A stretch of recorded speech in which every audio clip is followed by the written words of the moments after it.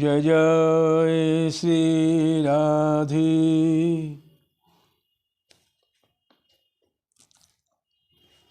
আজ আমরা গতদিন যেখানে আলোচনাটা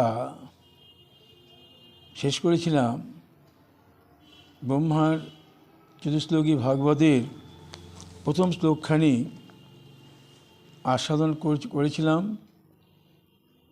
যে জ্ঞানং পরমগুহ্যং মে যদ বিজ্ঞান সমন্বিতম সরহস্যং তদঙ্গং চ গৃহাণ গতিতং ময়া।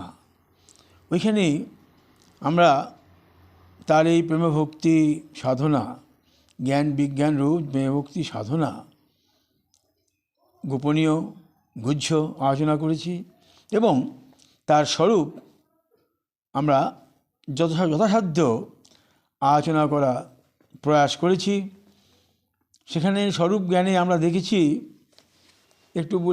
আমরা কি বলেছি যে ওনার এক কোণ ডুবায় সর্বজন, যে রূপের এক কোণ ডুবায় সর্বজন, তো সর্বপ্রাণী করে আকর্ষণ। গীতায় গোবিন্দ বললেন মনুষ্যানাং সহস্রেষু কশ্চিৎ যততি সিদ্ধয়ে যতদং ওপি সিদ্ধানাং কশ্চিন্মাং বেত্তি তত্ত্বত। বললেন সহস্র সহস্র মানুষের মধ্যে কচিৎ একজন সিদ্ধি লাভের জন্য যত্ন করেন। সহস্র সহস্র মানুষের মধ্যে কেউ কেউ একজন সিদ্ধি লাভের জন্য যত্ন করেন। যততাং ওপি সিদ্ধানাং কশ্চিৎ মাং বেত্তি তত্ত্বত। সেই সহস্র সহস্র মধ্যেও হয়তো একজন আমার এই প্রকৃত স্বরূপ জানতে পারে। তো আমরা স্বরূপ সম্পর্কে আলোচনা করেছি। তো উনি গোবিন্দ দ্বিতীয় শ্লোকে বললেন যাবানহং যথাভাব যদ্রূপ গুণকর্মক তথৈব তত্ত্ববিজ্ঞানমস্তু তে মদানুগ্রহাৎ।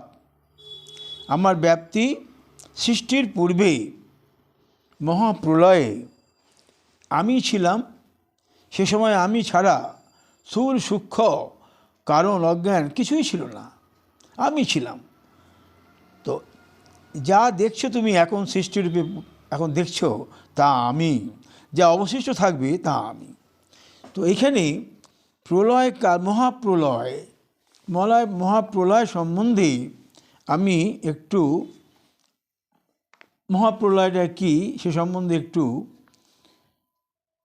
আলোচনা করার চেষ্টা করছি। গীতায় গোবিন্দ বললেন সহস্র যুগ পর্যন্ত মহর্ষদ ব্রহ্মণ্য বিদু রাত্রিং যুগ সহস্রাস্তাং দেহত্র রাত্র বিনা দেহত্র বিদজনা অব্যক্তাৎ বক্ত সর্বা পুহবত্ত হনাগমে রাত্রাগমে পর্যন্ত ততই অবজ্ঞ সঙ্গকে। কি বললেন যে সহস্র যুগ পর্যন্ত মহর্ষদ ব্রহ্মণ্য বিদু রাত্রিং যুগ সহস্রাস্তাং, শত শত সহস্র যুগ পর্যন্ত ব্রহ্মার একদিন আর সহস্র যুগ পর্যন্ত ব্রহ্মার এক রাত্রি, এইটি দেহ রাত্র বিদজনা। যে এটা জানে দেহ অহরাত্র বিদজনা, যে এটা জানে সেই তত্ত্ব জানে। তো ব্রহ্মার এই যে সহস্র যুগ, এটি একটি ব্যাখ্যা করা দরকার যে ব্রহ্মা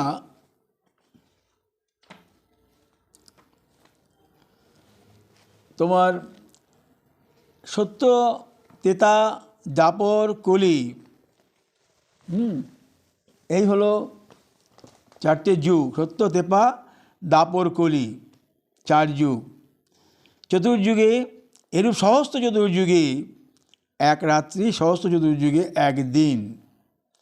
তাহলে এটা গণনা যেমন আছে যে আমাদের একটি বছর দেবতাদের, আমাদের এক বছর দেবতাদের একদিন রাত্রি, আমাদের একটি বছর মানে দেবতাদের একদিন এক রাত্রি। তাহলে আমাদের 360 বছর, দেবতাদের এক বছর। তা সত্য ত্রেতা দ্বাপর কলি এই চতুর্যুগের মোট পরিমিত অংশ হচ্ছে 12,000 বৎসর। তো মনুষ্য পরিমাণে 12,000কে 60 দিয়ে গুণ করলে দেখা 4,32,000 বৎসর। এইরূপ সহস্র চতুর্যুগে ব্রহ্মার একদিন। আবার এই একদিনে এক কল্প এক মনু। এই সহস্র চতুর্যুগে 14টা মন্বন্তর হয়। এই মন্বন্তর শেষ হলে কল্পক্ষয় হয়। তো এটি আরও একটু সহজ করে আমার চেতনা চৈতন্যমৃত যেটা বলেছেন সেটা আমি তোমাদের বলার চেষ্টা করছি যে ওনার সহজ মানে সত্য ত্রেতা দ্বাপর কলি 4 যুগ, হ্যাঁ, এই 4 যুগে এক দিব্য যুগ, এবং এর মধ্যে 71 বার করে উনি 71 বার ঘুরে আসে সত্য ত্রেতা দ্বাপর কলি। চেতনা চৈতন্যমৃতে ব্যাখ্যা করলেন যেটা, যে সত্য ত্রেতা দ্বাপর কলি এই মিলে এক দিব্য যুগ হয়। এরকম 71টা দিব্য যুগ ঘুরে আসলে হবে তোমার এক মন্বন্তর বা এক কল্প। তাহলে এক মন্বন্তরে সত্য ত্রেতা দ্বাপর কলি 71 বার ঘুরছে। তা সত্য ত্রেতা দ্বাপর কলি 4 × 71 284 বার করে ঘুরছে। এই এক মন্বন্তরে এক মনু শাসন করে। আবার এই মন্বন্তরাবাদ তো অসংখ্য। তা 14 মন্বন্তর যখন যাবে তখন একদিন হবে ব্রহ্মার, একদিন। তাহলে এই 14 মন্বন্তর একদিন, তাহলে এক মাস কত? 14 মন্বন্তর × 30, তাহলে 420 হচ্ছে এক মাস। তাকে আবার যদি 12 দিয়ে গুণ করি তাহলে 5040 মন্বন্তর আবার এটা আছে। 5040 হলো। এই 5040 × 100 এই হলো মানে 5,40,000 মন্বন্তরাবাদ। এই হলো ব্রহ্মার আয়ুষ্কাল। এটা বোঝা যদি না যায়, 5,40,000 মন্বন্তরাবাদ এটা হলো ব্রহ্মার আয়ু, এবং এইটা হলো মানে এক শ্বাস, মহাবিষ্ণুর একটি শ্বাস। এই হলো মহাপ্রলয়ের একটা হিসাব। আর যে হিসাবটা আমি আগে বললাম সেটা আরেকটু বোধহয় সহজ হবে, যে 1000 বার ঘুরে আসছে।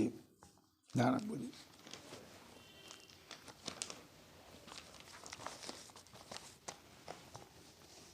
সেই হিসাবটা আরেকটু সহজ, যে আমাদের এক বছরে দেবতাদের একদিন রাত্রি।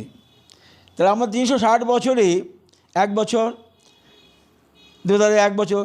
সত্য ত্রেতা দ্বাপর কলি চতুর্যুগের মোট পরিমাণ 12,000 বছর। তাহলে মনুষ্য পরিমাণে 12,000 × 360 4,32,000 বছর।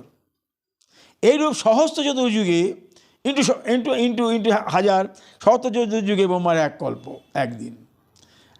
তো এই 14 মন্বন্তর, এই 14 মন্বন্তরে পরে প্রলয় হয় এবং ব্রহ্মা আয়ুষ্কাল নির্ধারিত, ব্রহ্মার আয়ু।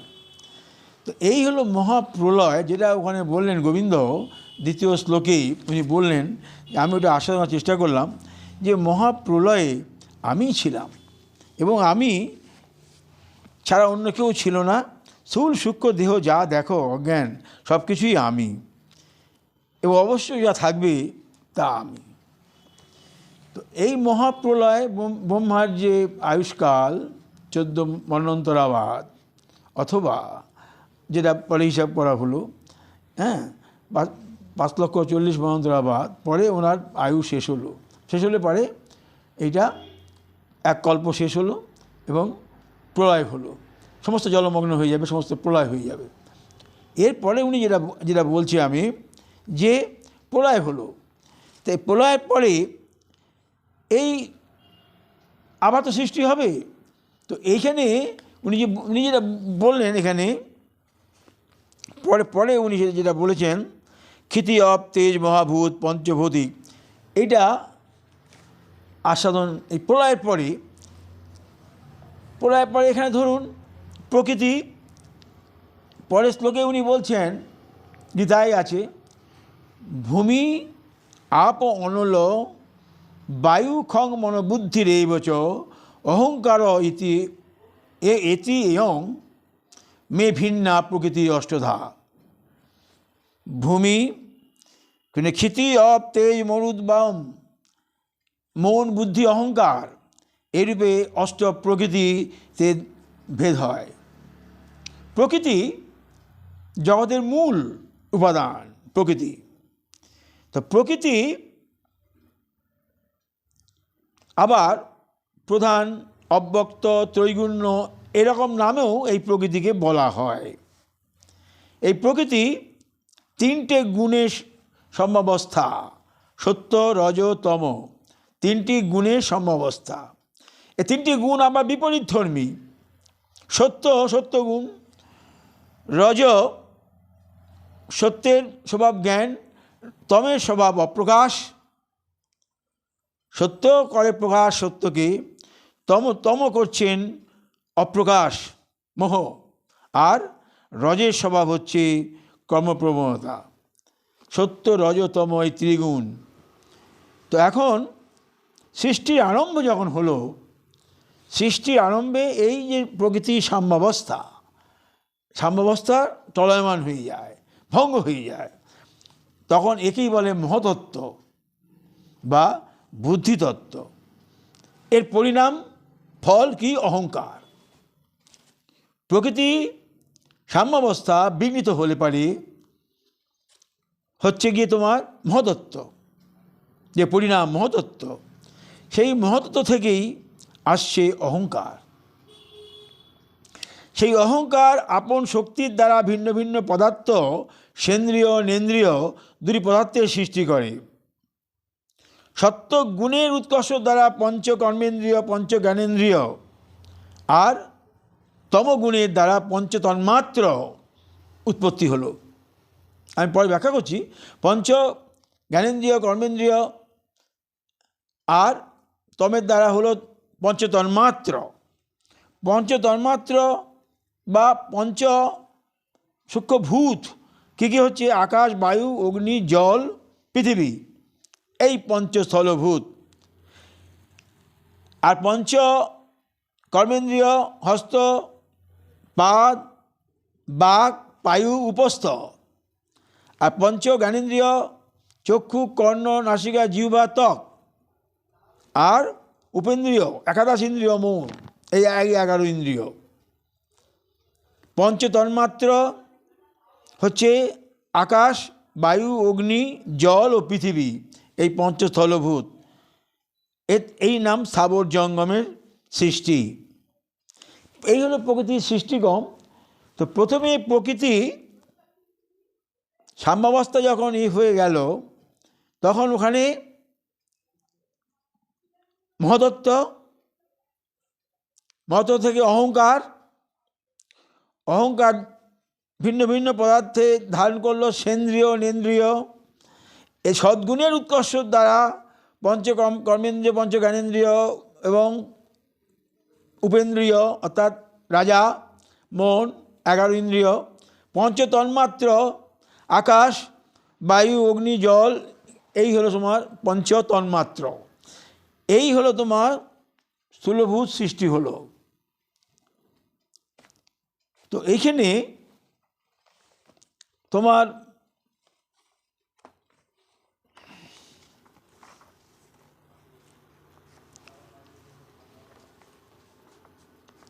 আরেকটু ভেঙে ব্যাখ্যা করা যায়। এই দেহটা ক্ষেত্র, দেহটা যে জানে সে ক্ষেত্রজ্ঞ। কীরকম? কৃষক যেমন ক্ষেত্র হইতে ফল উৎপন্ন করে বীর তার তেমনি জীব দেহ অবলম্বন করে নিজের কর্ম সুখ ভোগ করতে থাকে। এই জন্য দেহের নাম ক্ষেত্র। আর ক্ষেত্রস্বামী জানেন যে এটা আমার ক্ষেত্র। তো মালিক ভোক্তা এইরূপ অভিমান করেন, সেইরূপ জীব আমার এই ভোগভূমির দেহটা হেতু আমি, এই জন্য ক্ষেত্র ক্ষেত্রজ্ঞ বলা হয়।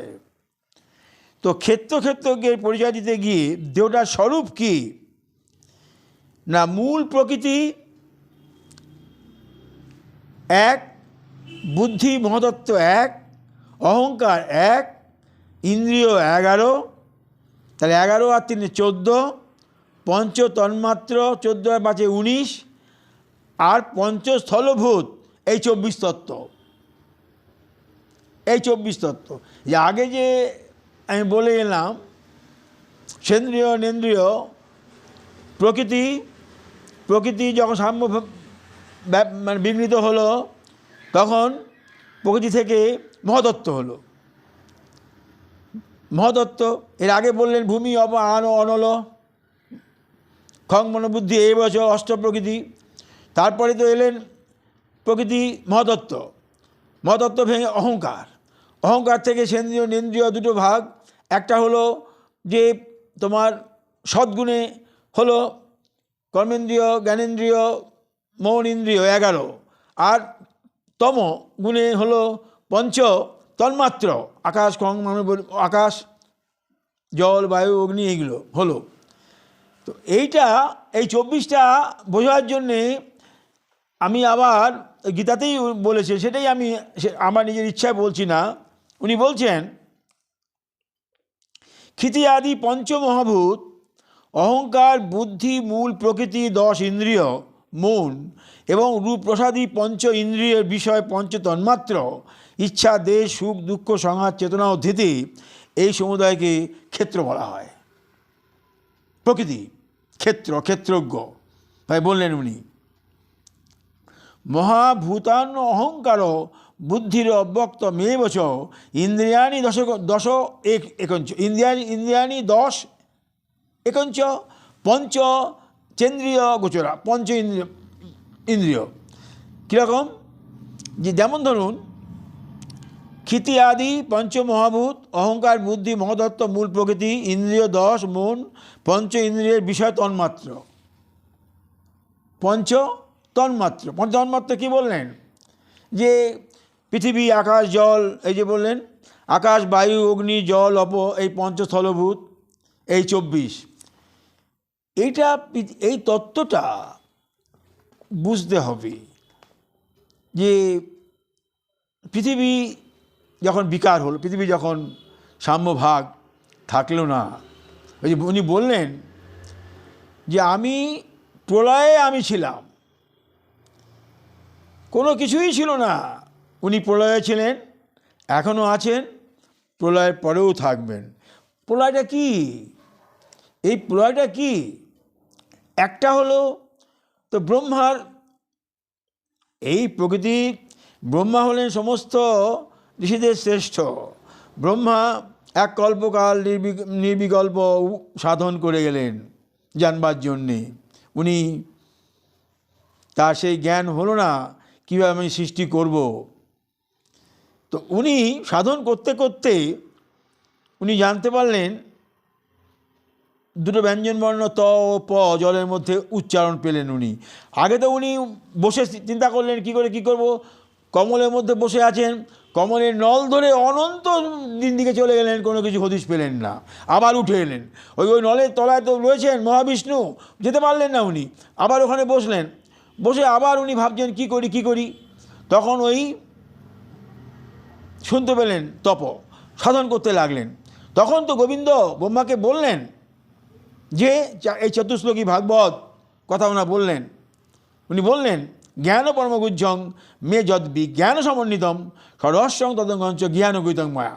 আমি তোমাকে পরম গুজ্জতম গোপন এই জ্ঞান বিজ্ঞান সাধন ভজন এর কথা আমি বলবো, সৃষ্টি তত্ত্ব বলবো, সৃষ্টির রহস্য বলবো তোমাকে, তুমি শুনবে, তুমি শোনো। তারপর উনি বললেন মহাপ্রলয়ে আমি ছিলাম, যখন কেউ ছিল না আমি ছিলাম, এবং এখনও আমি আছি, আবার পরেও যখন কেউ থাকবে না তখন আমি থাকবো। আমি অনাদির আদি গোবিন্দ সব কারণ। মহাপ্রলয়টা কি বস্তু, এইটু আস্বাদন দেবার জন্যে আমি ওইটুকুই বললাম যে ব্রহ্মা একদিন মানে এক মন্বন্তর এক কল্প। কীরকম? যে আমাদের এই আমাদের যে আমাদের 1-6 মাস একদিন দেবতাদের আমাদের 1-6 মাস দিন 6 মাস রাত্রি যদি হয়, একদিন হচ্ছে দেবতাদের, আমাদের আমাদের দেবতাদের 1 বছর, আমাদের 1 বছর, দেবতাদের একদিন। তো সত্য, ত্রেতা, দ্বাপর, কলি এই 4টি যুগ মিলে এক দিব্য যুগ। প্রতি যুগে 71 বার করে সত্য ত্রেতা, প্রতি দিব্য যুগে 71 বার করে সত্য ত্রেতা দ্বাপর কলি ঘুরছে। 14 সুন্দর ব্যাখ্যা যে 71 বার ঘুরছে। তো 71 বার 4ই দিব্য যুগ, 4 × 71, 4×4 4×8 284 বার ঘুরছে। এবারে এরপরে বললেন উনি যে এটা ভুললো, একে আবার 30 দিয়ে গুণ দাও, তাকে 100 দিয়ে গুণ দাও, 5040 মন্বন্তরাবাদ হচ্ছে এই ব্রহ্মার আয়ুষ্কাল। সহজ করে বললেন। হ্যাঁ, তো এই আরেকটা আমি ব্যাখ্যা দিলাম যে আমাদের ওখানে 1000 বছর এবং কলি 4,32,000 বছর। তো এবং উনি বললেন যে ওই 5,84,000 ইন্টু 1000 এই করেছেন উনি। 4,32,000 বছর এক কল্প, অর্থাৎ 14 মন্বন্তর উনি গুণ করে সহজ করে দিয়েছেন, যেটা অন্য আমি জায়গায় পেয়েছি, দেখাচ্ছি আমি সেটা।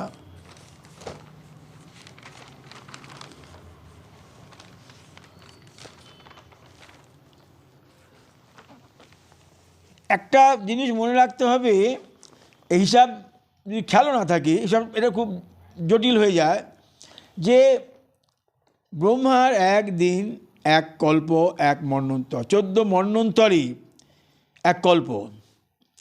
তো 14 মন্বন্তরে এক কল্প, এইরকম একদিন আবার এইরকম সহস্র যুগে পর্যন্ত মহস্রদের ব্রহ্মাণ্ড বিদু, মানে ব্রহ্মার একদিন সহস্র পর্যন্ত মহস্র ব্রহ্মাণ্ড রাত্রি, দিবস রাত্রি, আবার তার রাত্রি। তো দিনের সমাগমে একটা গীতার শ্লোক আছে যে দিনের সমাগমে এরা জাগে, আর রাত্রির সমাগমে আবার লয়প্রাপ্ত হয়ে যায়। ব্রহ্মা যখন নিদ্রা যায়, তখন রাত্রি সমাগমে আবার এরা সব নিদ্রিত হয়ে পড়ে। বিশ্ব 6 মাস অপেক্ষা করলো। কী কারণ? 6 মাস উত্তরায়ণ, 6 মাস দক্ষিণায়ন, এর মধ্যেই এই যে ওনার মানে ব্রহ্মার যে দিবস, মানে 6 মাস উত্তরায়ণ, 6 মাস উত্তরায়ণ বিশ্ব অপেক্ষা করলো সহসজ্জার উপরে শুয়ে শুয়ে, যে কখন আমি উত্তরায়ণ আসবে। উত্তরায়ণে একটা আছে কি, এই মকর সংক্রান্তি গেলেই উত্তরায়ণ পড়ে যাবে। উত্তরায়ণে কি কথা? উত্তরায়ণে মারা গেলে পারে আর তাকে জন্ম নিতে হবে না। গীতায় বলছেন, আবম্য ভুবনাল্লোক পুনরাবর্তী নহ অর্জুন মৌপত্তনুকন্তে পুনর্জন্ম ন বিদ্যতি। তুমি ব্রহ্মলোক পর্যন্ত, অর্থাৎ ইহলোক থেকে ব্রহ্মলোক, ব্রহ্মা সৃষ্ট পর্যন্ত যে ব্রহ্মলোক থেকে সকলেই আবম্য ভুবনাল্লোকা পুনরাবর্তী নহ অর্জুন, কেউ আসবে না। মৌপত্তনুকন্তেয় পুনর্জন্ম ন বিদ্যতি। ওই ব্রহ্মলোকের উপরে যাচ্ছে, যারা ব্রহ্ম সাধনা করছে ব্রহ্মলোকে যাচ্ছে। শিবলোক কি দুর্গা যাক মহেশধাম, যত লোকেই যেখান থেকে যাক না কেন, ব্রহ্মবাদীরা যতই উপাসনা করুক না কেন, হোম যজ্ঞ করুক না কেন, ওই ব্রহ্মের স্থিতি পুনরাবর্তী অর্জুন। এটা এখানে নেই আমার আলোচনা। আমি বলছি যে আবম্য ভুবনাল্লোকা পুনরাবর্তী নহ অর্জুন মহবত্তু গ্রন্থে পুনর্জন্ম না বিদ্যতি। সে আমাকে পেলে আর আসবে না। এই জন্য ভীষ্ম উত্তরায়ণ পর্যন্ত অপেক্ষা করলো, যে কখন আমি উত্তরায়ণ পর্যন্ত ছিলেন উনি, ইচ্ছা মৃত্যু। উত্তরায়ণে গেলেন যে আর আসতে হবে না। আর দক্ষিণায়নে গেলে পারে এই ধারণা 12 বার গমনাগমন করতে হবে দক্ষিণায়নে গেলে। তো এই যে মহাপ্রলয়ের কথাটা, হ্যাঁ, আমি যে জিনিসটা আমরা বলছিলাম, যে এখানে চৈতন্যচূড়ামণিতে যে ব্যাখ্যাটা 14 মন্বন্তরাবাদ কোথায় লিখেছি আমি দেখছি।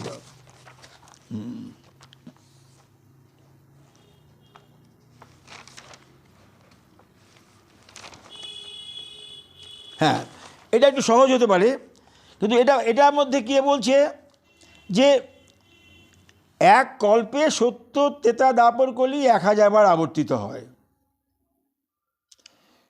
তো সত্যযুগে সাহিত্য 17,28,000, আমি বলি কলিযুগে 4 লক্ষ, এটা মনে রাখার সুবিধা, কলিযুগে 4,32,000 বছর, ডবল 8,94,000 বছর দাপর, ডবল 12,96,000 বছর, তারপর 17,28,000 বছর, এই সাই। এই হিসাবে আর যাওয়া দরকার নেই, এইটুকু সাই। এইবারে উনি বললেন যে এই 5,000 বছর ধরে কলি আসছে। তো জড়জগতে ব্রহ্মার একদিনে 4 যুগ 1000 বার আবর্তিত। এটা ওইটা যেটা মানে কিশোর গোস্বামী বলেছেন যে প্রতি দিব্য যুগে 71 বার ঘুরছে, তাহলে 71 × 4, তাহলে 284 বার আবর্তিত হলো। এটা অন্য এক ব্যাখ্যা। এখানে যেটা মানে ব্যাখ্যা করেছে যে 4 যুগে 1000 বার আবর্তিত হয়, এমনি এক রাত্রে আবার 4 যুগে 1000 বার আবর্তিত হচ্ছে। এইরকম দিন রাত্রি সমন্বিত বৎস 100 বছর ব্রহ্মার আয়ু। 100 বছর ইন্টু এই যা করেছে আর কি 311, তারপরেই শূন্য চলছে। তো এই হলো ব্রহ্মার আয়ুষ্কাল। এই আয়ুষ্কালে মহাপ্রলয় হচ্ছে। মূল কথা, হিসাবের কোনো অত গুরুত্ব খুব কম, অত বোঝার যদি অসুবিধা হয়, একটা মনে রাখতে হবে, 14 মন্বন্তর, 14 মনু, এক মন্বন্তরে 1 মনু রাজত্ব করে যায়। 14টা মনু রাজত্ব করেছে, মনুর নাম আছে 14টা মনু। আমাদের এখন মনু বিভসদ মনু, এখন রাজত্ব করছে বিভসদ মনু। এই 14 মনু রাজত্ব করলো। এই 14 মন্বন্তরের পরই ব্রহ্মা, এই কলির পরই মানে কল্পক্ষয় হবে। 14টা মনুর লাস্ট মনু হচ্ছে আমাদের এখন করছে রাজত্ব, হচ্ছে তোমার বিভসদ মনু, বৈবস্বত মনু। এরপরেই আবার কল্পক্ষয় হয়ে যাবে, সব কিছু ধ্বংস হয়ে যাবে, ব্রহ্মা আবার চলে যাবেন, নতুন ব্রহ্মা আসবেন। ব্রহ্মার পথটি পার্মানেন্ট নয়, ব্রহ্মা আসবেন। তো এই কল্পক্ষয় যখন হবে, এই একটা কল্পক্ষয় হচ্ছে মানে কি, মহাবিষ্ণু একটি শ্বাস পড়ল। চিন্তা করুন, চিন্তার অবধি নাই। মহাবিষ্ণু একটি শ্বাস ছাড়বেন, যিনি ওই নিচে রয়েছেন, গদাশায়ী বিষ্ণু, যেখানে ব্রহ্মা গিয়েও উকুল করতে পারলেন না। মূল সংকর্ষণ ওখানে অবস্থান আছে। একদিন আমি পাঠে বলেছিলাম, এই মূল সংকর্ষণ রাধা হইতে উদ্ভূত। এই নারদ পঞ্চরাত্রে দেওয়া আছে। রাধা তাহলে কীরকম চিন্তা করুন, যত পড়বেন গ্রন্থ তত তত আপনি অবাক হয়ে যাবেন। এই মূল সংকর্ষণ যিনি রয়েছেন, যার এক শ্বাস, তো নারদ পঞ্চরাত্রে বলছে উনিও রাধা হইতে উদ্ভূত। তো এই যত গ্রন্থ পড়া যাবে, আস্বাদন যত বাড়বে, মনে হবে আমি কিছুই জানি না, যত কিছুই জানি না। ওই জন্য বলি, মহৎজনের চরণ করি অনুসরণ, জানাও মরি এই গ্রন্থ বিবরণ, জানাও মরে এই ব্রহ্মাণ্ডের সৃষ্টির কথন। গোবিন্দ কী করেছেন, কি গোবিন্দ, তার কি আস্বাদন। অন্ত কোটি ব্রহ্মাণ্ড করছেন ধারণ। এই এত বড় যে, কত বড় তাহলে এই ব্রহ্মাণ্ডের আধার, যার এক পাশে শত সহস্র লক্ষ কোটি যোজন অনন্ত কোটি ব্রহ্মাণ্ড। একটা ব্রহ্মাণ্ডে এক একজন অধিপতি। কৃষ্ণের বিলাসমূর্তি, সব কৃষ্ণ হইতে উদ্ভূত। কৃষ্ণের বিলাসমূর্তি নারায়ণ, কৃষ্ণের বিলাসমূর্তি রাধারানীও, কৃষ্ণের বিলাসমূর্তি সমস্ত নারায়ণ, আর কৃষ্ণের অঙ্গ হইতে উদ্ভূত সমস্ত দেবগণ। প্রত্যেকের লোক আছে, শিবলোক, রুদ্রলোক, শিবলোক, মহেশলোক, স্বর্গলোক, ব্রহ্মলোক, সবার উপরে হচ্ছে কি আমার গোলক বৃন্দাবন, গোলকধাম, কৃষ্ণলোক, তার উপরে কিছু নাই। তো এই যে ব্রহ্মলোক পর্যন্ত, অর্থাৎ ব্রহ্মার সৃষ্ট যে সমস্ত লোক, আব্রহ্ম ভুবনাল্লোকা পুনরাবর্তী নহ অর্জুন মহবেত্তু কুন্তে পুনর্যমনা বিদ্যতে, ওখান থেকে সবাই নিচে আসবি, পুনরায় আগমন করতে হবে। যতই তুমি সাধন করো, তুমি ব্রহ্ম সাধন করো, ব্রহ্মে যাও, তুমি দুর্গা সাধন করো, যাও শিব দুর্গালোকে যাও, মহেশ ধাম যাও, দেবী ধাম যাও। কিন্তু বারবার উনি বলে গেলেন, রাজীব আলোচনা নয়, বারবার বললেন তোমরা যাকে ভজনা করছো আমি ছাড়া, সে আমাকেই করছো পক্ষান্তরে। সবসময় পরিত্যাজ্য মামকং শরণং ভজ, হ্যাঁ, অহং তাং সর্বাবেগ মোক্ষস্যই মা শুচ, আমি তোমাকে মোক্ষ দেবো। সর্বং তে প্রতি জানে প্রয়োজনী, আমি তোমায় প্রতিজ্ঞা করে বলছি অর্জুন, আমি দেবো তোমাকে, আমি দেবো সব। এসছি আর কী করে বলবেন। তো মহাপ্রলয়েও গোবিন্দ ছিলেন, এখনও গোবিন্দ আছেন, পরেও গোবিন্দ থাকবেন। এই প্রলয়টা বলার জন্যই আমি ব্রহ্মার আয়ুষ্কাল বললাম, না এক নিঃশ্বাস মহাবিষ্ণুর ব্রহ্মার আয়ুষ্কাল প্রলয় হলো। এই এখন ভবিষ্যৎ মনে রায়ত্ত করছে, এই ভবিষ্যৎ মনে গেলে আবার প্রলয় হবে, প্রলয়ে কেউ থাকবে না। প্রকৃতি আমি বলে দিলাম কীরকম, যে প্রকৃতি বিকার, প্রকৃতির তিনটে নাম আছে তোমার, ত্রৈগুণ্য, প্রধান, অব্যক্ত, সে প্রকৃতি নামান্তর মাত্র। এই প্রকৃতি বিকার হলো, যখন পরিবর্তন হলো, পরিণাম হলো, তখন হলো অহংকার। অহংকার থেকে হলো এই মহতত্ত্ব, মহতত্ত্ব থেকে হলো অহংকার। প্রকৃতি থেকে মহতত্ত্ব, মহতত্ত্ব থেকে অহংকার। অহংকার ভেঙে নেন্দ্রিয়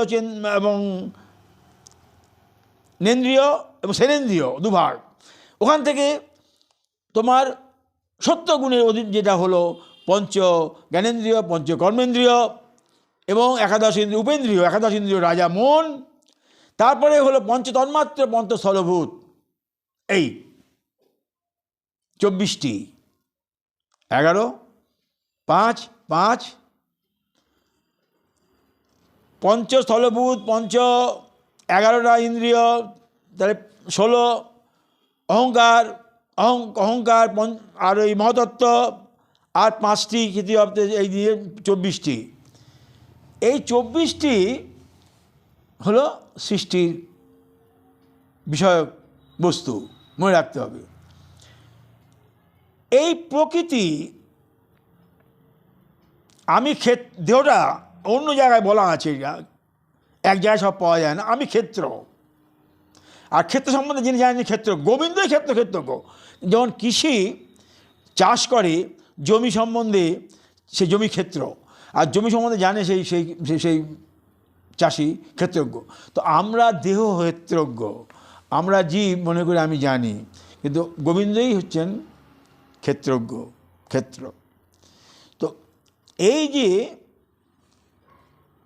যাবানহং যথাভাব যদ্রূপ গুণকর্মক তথৈব তত্ত্ববিজ্ঞানমস্তু তে মদানুগ্রহাৎ অহোমেবাসমগ্রে নান্যজ্জস্যা সদৎপরং পশ্চাদহং জয়দশ্চ যৌ বিশ্বদশৌ স্মাহং ঋতহত্যং যৎপদীয়ত নপতিজাত্মনি তদ্বিদ্যাত্মন মায়াং যথা ভাস যথা তম যথা মহন্তি ভূতানি ভূতেষা বচেন্মনু বৈষ্ঠানি তথা তেষু নতিষ্ঠহং এতাবতেব জিজ্ঞাসং তত জিজ্ঞাসু নত্তন অন্যায় ব্যতিরেকাভ্যাং যৎসাৎ সত্য সর্বদা। তো এই যে গোবিন্দ বললেন ব্রহ্মাকে পরম গুহ্য জ্ঞান, এই এবং ওনার স্বরূপ, ওনার ব্যাপ্তি, হ্যাঁ, ওনার মায়া, এই যে মায়া, এই যে 4 নম্বর শ্লোকেই আছেন মায়া। দেখুন মায়া, উনি গোবিন্দ তো কোনো কিছুরই বশে নয়। গোবিন্দ বলেন ভয় আমাকে দেখে ভয় পায়, ভয়ও আমাকে দেখে ভয় পায়, বলেছেন গোবিন্দ। সেই গোবিন্দ আর যে 9 বিষয়, সেই গোবিন্দ যশোদার ভয়ে কম্পিত, যশোদার ভয়ে কম্পিত, কাঁদছেন যশোদার ভয়ে, যখন তিনি পাত্রটি ভেঙে দিলেন। তাই বলছে মায়া উনি মায়া বশ নয়, মায়া ওনার বশ, কিন্তু লীলা আস্বাদনের জন্যে যোগমায়া গোবিন্দের অন্তরঙ্গা শক্তি, অন্তরঙ্গা শক্তি মায়াকে দিলেন। অন্তরঙ্গা শক্তি গোবিন্দের মুগ্ধত্ব স্বীকার করল। এই লীলা করে যাচ্ছেন গোবিন্দ, সবই জানেন, কিন্তু ওই মায়ার বশ হয়ে যা করছেন, মানে ওই যোগমায়া, তাই উনি করে যাচ্ছেন। কিন্তু তার বহিরঙ্গা শক্তি যে গুণমায়া সবাইকে আকর্ষণ করছেন, সেখানে কারো বশ নাই, মায়াও সেখানে প্রবেশ করতে পারে না।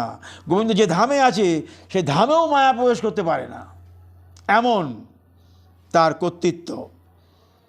গোবিন্দের এক কোণ ডুবায় সর্বভুবন, তাকে আস্বাদন করা খুবই খুবই জটিল। গোবিন্দের স্বরূপ অনন্ত, অনন্ত স্বরূপ। সেদিন বলেছি কেমন তার লীলা। তিনি যখন বেণুবাদন করেন, লক্ষ্মী তার দিকে ধাবিত হন, তাকে আস্বাদন করতে চান। আবার উনি যখন চতুর্ভুজ মূর্তি ধরেন, নারায়ণ তো বিলাস মূর্তি পারেন সবই, উনি তো সব, উনি যখন চতুর্ভুজ মূর্তি ধরেন, তখন কুঞ্জ মাঝে গোপীরাদের প্রেম শঙ্কিত হয়ে যায়, মনে কোনো প্রেমের আস্বাদন থাকে না। আবার উনি যখন দ্বারকায় বলরাম কর্তৃক প্রদত্ত হয়ে উনি যখন বেণুরূপ, দ্বারকায় তো ঐশ্বর্য, মথুরা যেই বৃন্দাবন যিনি ছাড়লেন গোবিন্দ, উনি মাধুর্য ধাম ছেড়ে চলে গেলেন, প্রবেশ করলেন ঐশ্বর্য ধাম মথুরা, প্রবেশ করলেন দ্বারকা ঐশ্বর্য ধাম। তো ওই দ্বারকায় গিয়ে উনি যখন নটবর উনি যখন ধরলেন বেণুরূপ, তখন দেবকীর স্তনদেশ হতে দুগ্ধক্ষরণ হতে আরম্ভ করল। দেখেনি তো এত মধুর রূপ, দেখেনি? আবার সত্যভামা আদিরা মূর্ছিত হয়ে গেল, আলিঙ্গন করার জন্যে মূর্ছিত হয়ে গেল। সত্যভামা রুক্মিণী সবই তার তো গৃহিণী। উনি 16,108 গোপিনী উনি বিবাহ করলেন, যদুবংশ স্থাপন করলেন, প্রত্যেকের ঘরে 10টি করে সন্তান দিলেন, যদুবংশ স্থাপন করলেন, যদুবংশ ধ্বংস করে আবার চলে গেলেন। তো ওনারা তো জানে গোবিন্দকে, কিন্তু নটবর দেখে উনি ওনার যে বেণু রূপ ধারণ করে, এত রূপ কেউ দর্শন করে স্থির থাকতে পারে না। শিব ব্রহ্মাও কোন ছাড়, কেউ এই আস্বাদন করতে পারে না। এই গোবিন্দের এই মূর্তি এত সহজ নয় আস্বাদন। যদি পারো করিতে আস্বাদন, যদি পারো করিতে রতি রমণ, কৃষ্ণের চরণ করিতে অন্বেষণ, কৃষ্ণের মাধুরী করিতে পারো যদি অন্বেষণ, বুঝিবে কি অমূল্য রতন, কি মধুর আস্বাদন। তখনই বোঝা যাবে কেন দেবকীর স্তনদেশ হতে মানে দুগ্ধ পতন হতে আরম্ভ করল। এমন মধুর রূপ। শিব পঞ্চমুখী তার দিবারাত্র সেই গোবিন্দের নাম করে যাচ্ছে শিব। হ্যাঁ, গোবিন্দের মায়া, গোবিন্দের মায়া কেউ পারেনি গোবিন্দের মায়াকে এই করতে, কেউ পারেনি। একদিন বলেছিল, বলি, মার্কেন্ড ঋষি, প্রভু খুব ভক্ত, প্রভু আমি আপনার মায়া দর্শন করতে চাই। বলে, পারবে না তুমি মায়া দর্শন করতে আমার? বলে, না প্রভু, আপনি যদি দেখান। ব্যাস, ওই যে মার্কেন্ড ঋষি জলের মধ্যে ডুবছে ভাসছে, জলের মধ্যে ডুবছে ভাসছে, মার্কেন্ড ঋষির প্রাণ ওষ্ঠাগত, ডুবছে ভাসছে, একটা বটপাতা ধরে আছেন মার্কেন্ড। পারলেন না গোবিন্দের মায়াকে আস্বাদন করতে। এমনই মায়া গোবিন্দের। শিব একদিন বলছেন, প্রভু আপনার মায়া, যে শিব কামদেবকে ভস্মীভূত করে দিয়েছিল। শিবের এমন ভজন, কাম তো পুষ্পবাণ ছাড়ে, গোবিন্দকেও ছেড়েছিল, কিছু করতে পারে নাই। গোবিন্দকেও পরীক্ষা করেছিল রাসে, কামদেব বাঁধছে, 5টি পুস্তার কাছে পুষ্পবাণ আছে, কামবাণ, সরাঘাতে গোবিন্দকে কিছু করতে পারেনি। সেই সরাঘ যখন শিব সাধন করে যাচ্ছে, তাকে কামবাণে বিদ্ধ করতে করেছিল এই কামদেব, শিবের চোখের অগ্নিতে ভস্মীভূত হয়ে গেল, কামদেব ভস্মীভূত হয়ে গেল। তাহলে এত শক্তি শিবের। এই শিবকে আবার ওই কামদেবের স্ত্রী অনেক প্রার্থনা তুষ্ট করলেন যখন রতি দেবী। এটা বিষয় নয়, আমি বলছি মায়া বোঝাতে গিয়ে গোবিন্দ কি বললেন তথাস্তু, তুমি কি চাও বর চাও? উনি বললেন আমি যেন প্রভু সারা জীবন সতী সাধ্যী হয়ে স্বামীর ঘর করতে পারি। শিব তো বর দিয়ে দেন, তথাস্তু। বললেন হে প্রভু, আপনার অভিসম্পাদে আমার স্বামী কামদেব ভস্মীভূত হয়ে গেছে। ব্যাস, শিব তখন কী করে? শিব বলল ঠিক আছে, ওই ভস্মরূপেই তোমার সঙ্গে থাকবে। এহেন শিব একদিন বললেন গোবিন্দকে, প্রভু আমি আপনার মায়া দর্শন করতে পারলাম না, আমি এত ভজন করি। বলে পারবে না শিব, তুমি আমার মায়া দর্শন করতে পারবে না। বলে হ্যাঁ প্রভু, কৃপা করে যদি আপনি আমার মায়া দর্শন করান। তো একদিন দেখছে শিব কি সুন্দর বাগান, মলয় পবন বইছে, বসন্ত।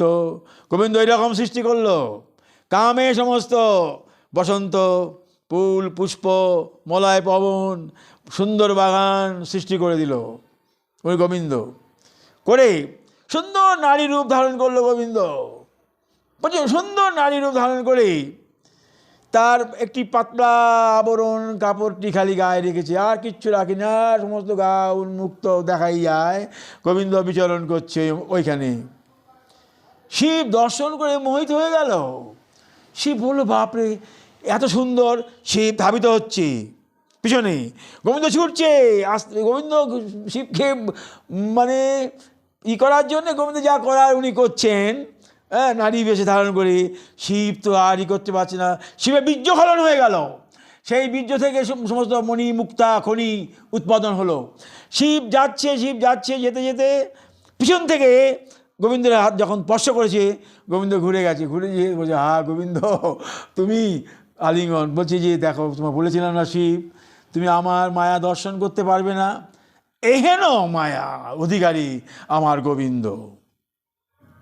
বোঝার উদ্দেশ্য এই, এহেন গুণমণি মায়া, গুণমায়ার অধীশ্বর তিনি, ত্রিগুণাতীত, ত্রিগুণের অতীত তিনি, ত্রিগুণ তার বশীভূত। তিনি কি নন? তিনি যজ্ঞ, তিনি হোম, তিনি জলের রস, তিনি অগ্নি বায়ু, সমস্ত কিছুই তিনি। তার স্বরূপ আস্বাদন অর্জুন এই দেখেই তো অর্জুন পরে বলল তুমি আগে সখা, পরে বলল তুমি আমার গুরু। কত বোঝালো অর্জুনকে, আমি সব মেনে রেখেছি, সব নিহত, তুমি শুধু করো।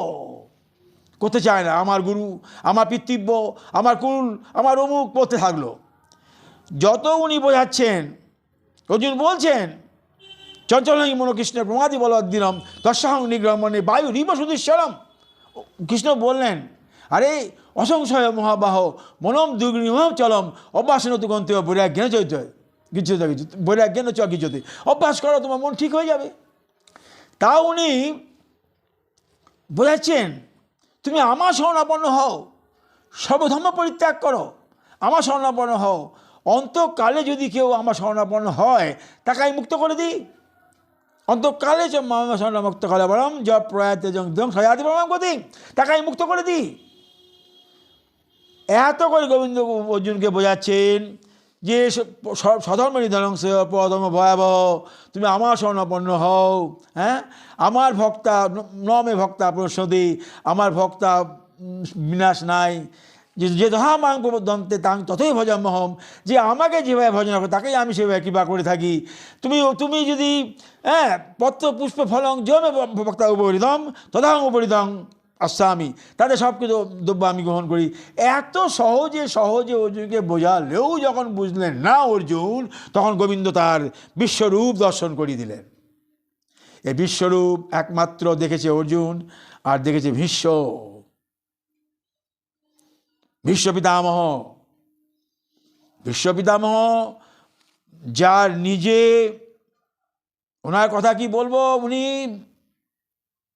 ইচ্ছা মৃত্যু, যার ইচ্ছা মৃত্যু, পিতার জন্য তিনি বিয়ে করলেন না, ইচ্ছা মৃত্যু। যিনি জানেন গোবিন্দ কি বস্তু, তবু উনি কৌরবদের ছাড়লেন না কেন? আবদ্ধ, স্নেহমায় আবদ্ধ, কিন্তু মনটি পড়েছিল গোবিন্দের চরণে। বিশ্ব প্রতিজ্ঞা বলেছিল অর্জুনকে, আমি এই যুদ্ধে বা অস্ত্র ধরবো না অর্জুন, তুমি করো, আমি সব করে রেখেছি। ভীষ্ম প্রতিজ্ঞা করেছিল, আমি তোমাকে অস্ত্র ধরাবো। দেখুন কীরকম ভক্ত এই ভীষ্ম, আমি তোমাকে অস্ত্র ধরাবো। এবং সেদিন যুদ্ধে ভীষ্ম বাণে বাণে গোবিন্দের বক্ষ হস্ত সব ক্ষত বিক্ষত করতে আরম্ভ করলো গোবিন্দের। গোবিন্দ না পেরে রথ থেকে নেমে রথের চক্র যখন তুলতে গেল, ভীষ্ম ফেলে দিল অস্ত্র, বলে প্রভু আমি তোমার এইটুকুই ভক্তের জন্য তুমি তোমার এই পরাজয় স্বীকার করলে, পরাজয় স্বীকার করলে। তো গোবিন্দ কি নয়, কি নয় গোবিন্দ। তো এইখানে আমি মায়া কথা বলছিলাম, গোবিন্দ তার সমস্ত কিছুই গুণমায় বিস্তৃত করে রেখে দিয়েছে, সব কিছু করে রেখেছে। অর্জুন তুমি শুধু করো, তোমার আর কোনো কিছু করতে হবে না, তুমি করো। কি না করতে পারেন তিনি? হ্যাঁ, যখন উত্তরার গর্ভে শিশুপাল ব্রহ্মাস্ত্র নিক্ষেপ করে যখন পরীক্ষিতকে ছিন্ন ভিন্ন করে দিল, ওর কৃষ্ণ ওর গর্ভের মধ্যে ঢুকে গিয়ে ওই বাণ দিয়ে বাণটিকে ছিন্ন ভিন্ন করে দিল। কি না পারেন গোবিন্দ, কি না করেছেন গোবিন্দ, কি না ঐশ্বর্য দেখিয়েছেন গোবিন্দ। এই নরলীলা করতে এসে কি না দেখিয়েছেন তিনি, সব দেখিয়ে গেছেন।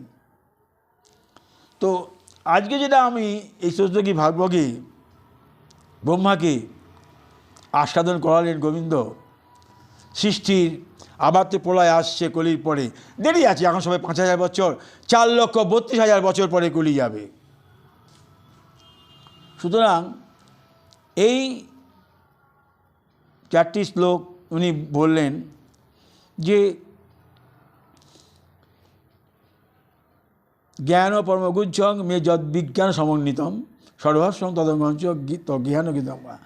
এই জ্ঞান বিজ্ঞান যোগ গোপন, এই সাধনটা গোপন, সাধন গোপন, ভজন গোপন। কারণ সাধনটি এমন একটি মনোরতন, যার যার চিত্তে করো আস্বাদন। এই আস্বাদনটা যার যার চিত্তে রসপাত্র অনুযায়ী আস্বাদন, ধরাবাধা নিয়মে হবে না। দিক দর্শন করে গ্রন্থ, করো বিচরণ, করো আস্বাদন নিজের মনের মতন। তোমার নিজের মনের মতন করো অধ্যয়ন আস্বাদন, অনুসরণ করি গোবিন্দের, অনুসরণ করি মহতের চরণ, গ্রন্থ মাঝে কি করিয়াছেন বর্ণন। তো এই ওনাকে বললেন, ওনার ব্যাপ্তি বললেন, বিরাট আকার, বিরাট পুরুষের কথা বললেন উনি। তারপরে ব্রহ্মা সবই জানেন, উনি নির্বিকল্প সমাধি করেছেন, না খেয়ে না দিয়ে নির্বিকল্প সমাধি এক কল্পকাল করেছেন উনি। ওনার মতন উনি শ্রেষ্ঠ যোগী, ওনার মতন নয়। ওনার থেকেই তো সব, নারদ বলুন, ওনার ব্যাস সব তো ওখান থেকে এসেছে সৃষ্টি। হ্যাঁ, সনক সনন্দ সনাতন সব তো ওই ব্রহ্মাকে উনি বললেন তপস্যা করো। লয় হয়ে গেছে তো, প্রলয় পরে আবার তো ব্রহ্মা আসবে, তখন কী করবেন ব্রহ্মা? ওই ওই ওই চললো, ব্রহ্মা আবার সাধন করবেন, আবার গোবিন্দ বলবেন, আবার আসবেন। এই কলি এখন ভবিষ্যত মনু, 14 মনুর লাস্ট মনু ভবিষ্যত এখন চলে যাবেন। এই 4,32,000 বছর পরে আবার কলি ধ্বংস হবে, প্রলয় হবে। তো প্রলয়ের পরে ব্রহ্মা আবার ওই ধ্যান করবেন, ধ্যান করে আবার গোবিন্দ বলবেন, এ তো নিত্য শাশ্বত সনাতন। এ লীলা কোনো না কোনো ব্রহ্মাণ্ডে হয়েছে যখন এটা এমনই আস্বাদন যে এর এই এই লীলা শেষ নাই। নিত্য বলা মানেই হচ্ছে এই লীলার কোনো শেষ নাই, এটা সবসময় চলছে। ব্রহ্মাকে বললেন ব্যাপ্তি, তার স্বরূপ, হ্যাঁ, যোগমায়া কী করে তার অন্তরে বশীভূত, আর তার বহিরঙ্গ শক্তি, শ্রীশক্তি, জীবশক্তি, মায়াশক্তি বিশ্লেষণ করেছি, এটা বললেন। তারপরে উনি মহতত্ত্ব কথা বললেন, তারপরে উনি বললেন মায়ার কথা বললেন, মায়া। তারপরে বললেন এতন্মতং সমাতিষ্ঠ পরমেন সমাধিনা ভবান কল্প বিকল্পেষু ন বৈচ্যদি কবিশ্চিত। এই পবিত্র তত্ত্ব আত্মা এবং পরমাত্মা, এটাই আত্মা পরমাত্মার তত্ত্ব জিজ্ঞাসু জানা প্রয়োজন। আত্মা পরমাত্মা এই আমি বহু আগে পাঠে বলে এসেছি। আমাদের আত্মা ভেতরে, কার সঙ্গে যোগ? পরমাত্মা। আমাদের দেহটা সূক্ষ্ম চিৎ বস্তু, উনি বিভু বস্তু। বিভু বস্তু, আমাদের চিতের সঙ্গে বিভুর কত মধুর সম্পর্ক। উনি সাধ্য। আমরা সাধন করি, ভক্তি রস আস্বাদন করি, সাধন পথ অবলম্বন করে সাধ্যে যাব। এই ট্রায়াঙ্গেলটা বিশ্লেষণ করেছি যে আমার পরম সাধ্য গোবিন্দ, আর সাধন হচ্ছে প্রণালী অবলম্বন। ভক্তিরস অবলম্বন করে আমি যাব সাধনে। আত্মা গমন করবে পরমাত্মায়। তো আত্মার সঙ্গে পরমাত্মার নিত্য সম্বন্ধ। আমরা এসেছি যেখান থেকে যেতে হবে সেখানে, কিন্তু অত সহজে যাওয়া যায় না। এ পথ অতি দুস্তর। মারা যাবার পর, বলেছি, মারা যাবার পর জীব একটি স্থূল দেহ ধারণ করে। সেটি কীরকম দেখা করেছি, এটি কেশের 10,000 ভাগের 1 ভাগ। তো ওইটি একটি সূক্ষ্ম বস্তু ওই একটি দেহকে অবলম্বন করে, যাকে বেশ করেই শ্রাদ্ধক্রিয়াদি হয়। ওর কোনো শেষ নাই। মহাপ্রলয়কাল পর্যন্ত অপেক্ষা করবে গমনাগমন। অন্যান্য জীব সব ওখানে অপেক্ষা করবে, ইনি গমনাগমন করবেন নির্ধারণ গোবিন্দ কর্ম অনুযায়ী। এটা আজকে কর্ম অনুযায়ী। মৃত্যুকালে আমি যা ভাবব তাই হব। মৃত্যুকালে যা ভাবব তাই হব। কি প্রমাণ? বলুন প্রমাণ কি? প্রমাণ হচ্ছে মৃত্যুকালে রাজা ভরত, অমন মহর্ষি, সব ত্যাগ করে বনে গেলেন, সাধন করতে বনে গেলেন। সাধন করতে করতে এক হরিণের মায়ায় পড়ে গেলেন। একদিন সন্ধ্যায় লগনে হরিণ জল খেতে আসলো। গর্ভবতী হরিণ ব্যাঘ্রের চিৎকারে ভয়ে লাফ দিল। হরিণের গর্ভ থেকে বাচ্চা হরিণ প্রসব করলো। ওই হরিণ নিয়ে দুধ খাওয়ায়, রাখে, তাকে যত্ন করে। হরিণ ছাড়া তার কোনো স্বপ্ন নাই।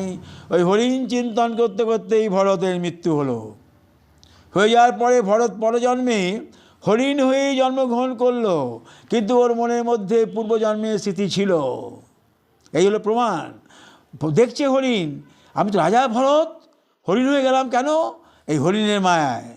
তো উনি হরিণ হয়ে, যখন হরিণ জন্মটি চলে গেল, তখন উনি আবার মনুষ্য জন্ম ধারণ করলেন। তখন উনি জ্বর ভরত হয়ে গেলেন, অর্থাৎ আমি আর কথা বলবো না।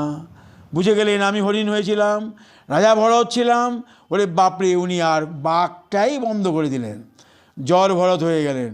ভেতরে অনেক জ্ঞান, আর আমি যাব না বিস্তারে, অনেক জ্ঞান, কিন্তু জ্বর ভরত। এই হলো প্রমাণ, যা তুমি ভাববে অন্তিমে।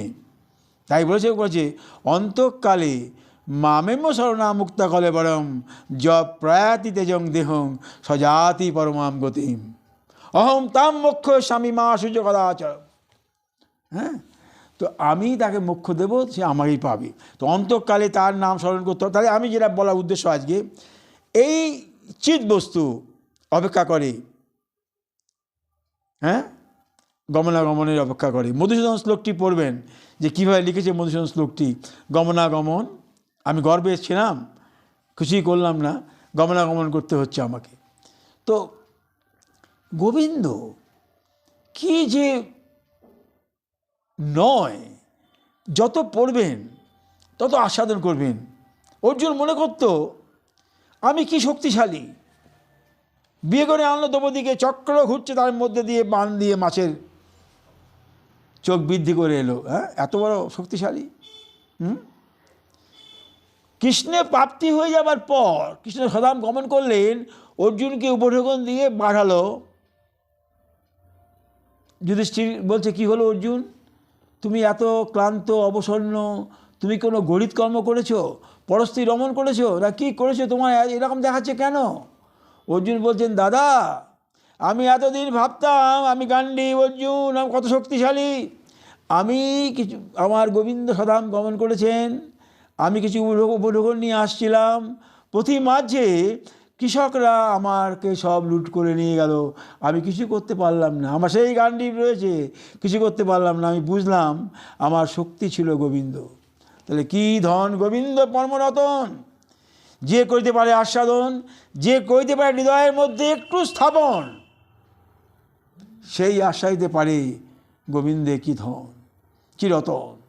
এই আত্মা পরমাত্মার এই সম্বন্ধ, এই চারটি কথা মানে বলেছেন ব্রহ্মাকে গোবিন্দ।